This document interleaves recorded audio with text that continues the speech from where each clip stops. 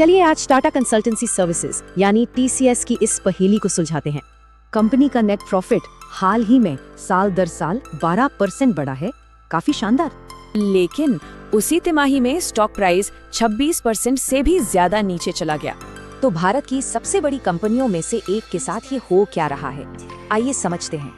सबसे पहले देखते हैं कि TCS इतनी मजबूत क्यों है। सच में एक फाइनेंशियल फोर्ट्रेस है। आंकड़े देखिए, इंडस्ट्री में बेस्ट रिटर्न, जीरो कर्ज और जबरदस्त कैश फ्लो। और कंपनी लगातार बड़े स्टॉक बायबैक के जरिए ये पैसा शेयर होल्डर्स को लौटाती भी है।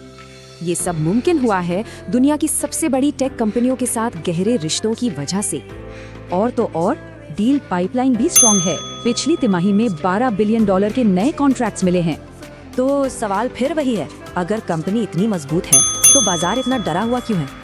इसकी सबसे बड़ी वजह है धीमी ग्रोथ की चिंता। क्लाइंट्स खर्च करने में सावधानी बरत रहे हैं। मार्केट के इस नजरिए को समझने के लिए हमें इंट्रिंसिक वैल्यू का कॉन्सेप्ट समझना होगा। अलग अलग वैल्यूएशन मॉडल्स स्टॉक की असल कीमत को लेकर बिल्कुल अलग अलग कहानी बताते हैं। और इन्हीं अलग अलग आंकड़ों की वजह से मार्केट एनालिस्ट्स की राय भी पूरी तरह बंटी हुई है। देखिए, कुछ तो ऊंचे प्राइस टारगेट दे रहे हैं, तो कुछ सिर्फ स्टॉक को होल्ड करने की सलाह दे रहे हैं।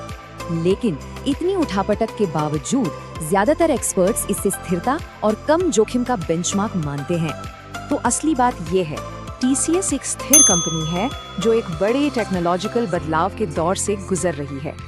AI अब सिर्फ एक एक्सपेरिमेंट नहीं है, बल्कि बिजनेस का एक असली और बढ़ता हुआ हिस्सा है।